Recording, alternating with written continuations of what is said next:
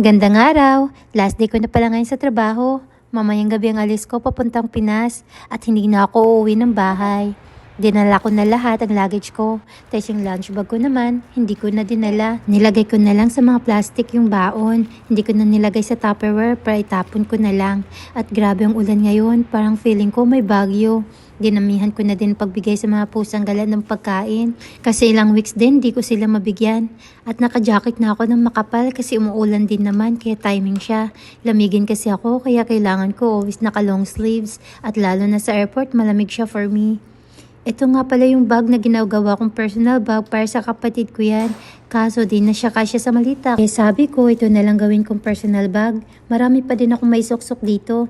Diyan ko na nilagay yung payong ko, yung manipis kong kumot, tas yung bag ko talaga nagagamitin ko after kong ibigay ito sa kapatid ko. At saka may kunting damit din akong nilagay. Yung mga essential na pangligo, yung mga sabon, yung toothbrush, yung mga pang skincare, nilagay ko na din. Malapit na ako pumuntang airport at nakalimutan kong gumawa ng e-travel. Buti na lang may time pa. Madali lang din naman siya gawin. Sa computer ko sana gawin, kaso need ng picture. Dati naalala ko hindi ako nag-picture sa e-travel. Ewan ko, nakalimutan ko yung process dati. Mabilis naman gawin, all personal info at yung sa flight mo lang. Or kung may sakit ka, yung mga ganun lang. Yung driver ko, walang kusang tumulong ng bagahe. Kahit man lang magtanong kung need ko ba ng tulong, wala talaga. Kaya hindi ko siya binigyan ng 5-star. Medyo ma-traffic ngayon, pero hindi ako kinabahan kasi 11 p.m. pa naman yung flight ko. Napagod lang ako magbuhat ng mga bagahe. Panayalsa kasi mukhang bababa timbang ko nito kakabuhat ng mga bagahe. At yung pushcart pala may bayad, akala ko free, hindi pala. Ayan, may pushcart na ako at kailangan ko na maghanap ng bank machine para makapag-withdraw ng cash kasi pagdating ko ng Pinas, wala. Napapraning ako dito sa airport. Matagal pa bago kami mag-boarding, kaya tingin-tingin muna ako dito sa mga stores. Trinay kong tumingin sa mga pasalubong area, mainly yung mga chocolates. Grabe yung prices nila, parang pangmaharlika siya. Nasusurprise talaga ako sa mga prices. Gusto ko din sana bumili ng Mayfi collection. Pero di kaya ng bulsa ko. At di ko mapigilan pumasok sa luxury brand. Sa Gucci lang ako pumasok kasi yung Hermes, for sure, mas lalong di kaya ng bulsa ko yun. Yung saddle bag, nasa wishlist ko yan mga ilang years na. Hindi ko pa pinupush na bilhin. Gusto ko kasing bilhin yan sa Europe. Kaso hindi pa ako napadpad doon. Hinahabol ko yung tax refund para medyo mura kahit kunti man lang. At muntikan ko nang bilhin yung glass kasi halos kahawig lang siya ng prescription glass ko na price. Pinapalagyan ko kasi ng blue light filter at saka yung auto darkening lenses.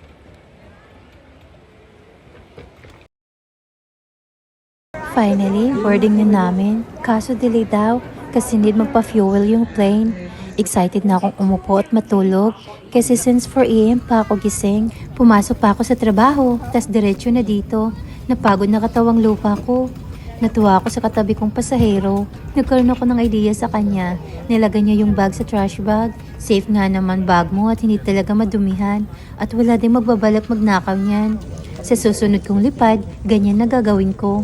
Yung bag ko nilalagay ko talaga yan sa tote bag na gawa sa sako ng harina. Safe kasi siya, hindi takaw pansin. Lalo na kung pupunta ka sa Asian country. At saka safe din bag mo sa dumi. Okay lang sa akin madumihan yung tote bag kasi nalalabahan naman. Pinaka-excited kong part pag sumasakay ng plane is yung food. Automatic akong nagigising. Ito pala yung food na sinerve nila ngayon sa amin. Bibimbap. Okay naman siya para sa akin.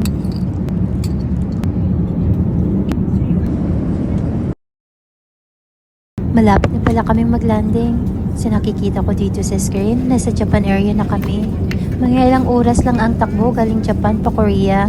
Mga 2.5 hours ata. At namimigay na sila ng breakfast. Yung pinili ko pala is yung chicken. May pagka-kimchi yung lasa. Ewan ko anong tawag nito sa Korean. Kasi tinatanong lang kami kung chicken or beef, tas yung egg, hindi ko sure kung egg ba yun. Basta pang ano siya, parang pang vegetarian. At meron siyang mga kasamang fruits, yogurt, at croissant. Di naman ako gutom pero inubos ko pa din yung food ko. Yung yogurt lang hindi ko kinain. Dinala ko na lang. Bawal din kasi magtapon ng grasya at maraming taong naghihirap na gusto makakain kaya hindi pwedeng sayangin ng food. Excited na ako mag-landing ang eroplano kasi sumakit na puwit ko kakaupo. at hindi komportable talaga matulog na nakaupo.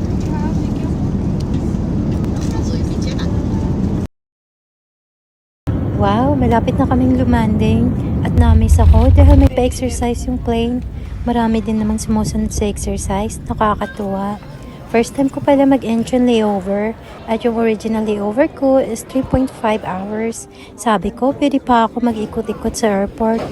Pero dahil na-delay kami sa LA ng pag-alis, kaya 1.5 hours na lang. Tapos na-delay din yung landing namin ngayon dito sa Incheon ng 30 minutes. Kaya meron na akong 1 hour para pumunta sa connecting flight ko. At pag ganito lang yung allowance ko, natataranta na ako. Tapos yung mali ko pa, tumingin pa ako sa screen kung anong gate yung flight ko. Dapat pala ginawa ko na yun after kong lumagpas sa screening. Kasi may pila din doon, kaya lesson learned na siya sa akin. Buti na lang, di ko naubos yung 1 hour ko. Nakaupo pa ako saglit bago na boarding kami. Kasi late din yung flight pa Pinas. Buti na lang hindi on time. Kasi kung on time, napapraning na ako.